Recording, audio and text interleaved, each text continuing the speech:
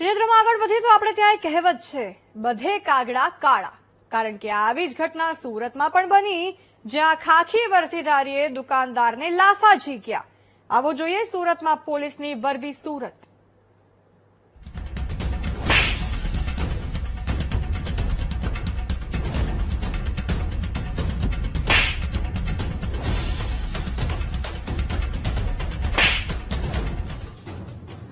તો diamond city સુરતમાં પોલીસની છબી ખરડાય તેવી વધુ એક ઘટના સામે આવી છે.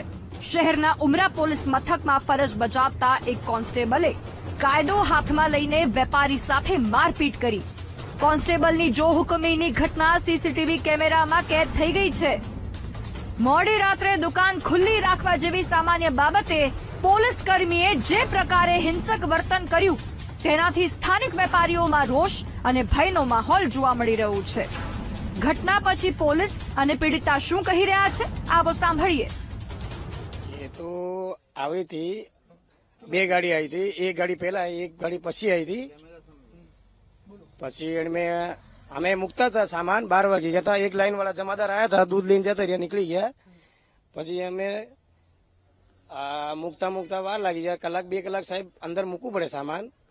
તો પછી એ આતે પેલી માર પેલા ખેંચાતાણી કીધી, પછી જ આપણને મૂકી દીધી. 11:30 વાગે આ દુકાનને બંધ કરાવવા માટેની સૂચના આપી અને પોલીસ પેટ્રોલિંગમાં રવાના થયેલી ને 12 વાગે પરત આવીને જોયેલું ત્યારે ફરીથી આ દુકાન ચાલુ હતી અને બધી દુકાનો ચાલુ હતી. એટલે પોલીસે બંધ કરાવવા માટેના પ્રયત્નો કરેલા, જેમાં આપ જોઈ શકો છો કે વિડીયોમાં આ જે દુકાનદાર છે એ પોલીસ સાથે જીભાજોડી કરતો દેખાય છે અને આ બનાવ બનેલો છે.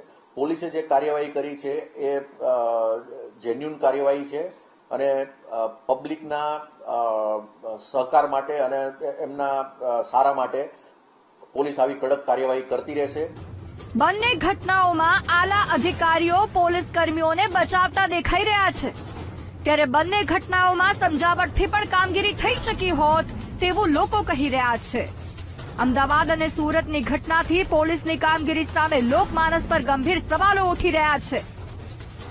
આવી જો હુકમી સામે સવાલ એ થાય છે કે ખાખી વર્દીધારી જ ગુંડાગીરી કરે ત્યારે નાગરિકોનું રક્ષણ કોણ કરશે? ગુનેગારોમાં વર્દીનો ડર હોવાને બદલે આજકાલ લોકોમાં ભય વધ્યો છે. પોલીસની લાઠી ગુંડાઓને સીધા કરવા કે નાગરિકોને ડરાવવા છે?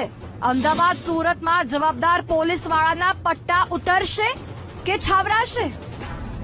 આવી ઘટના કોઈ પહેલી વાર નથી કે જ્યારે રાજ્યમાં પોલીસ કર્મીઓએ જનતાને પરેશાન કરી હોય. તેમનો સ્ટાફ અને મોટા અધિકારીઓની નીરસતાના લીધે આવા બેફામ પોલીસ કર્મીઓ છટકી જાય અને અન્ય નિર્દોષને પોતાનો શિકાર બનાવે.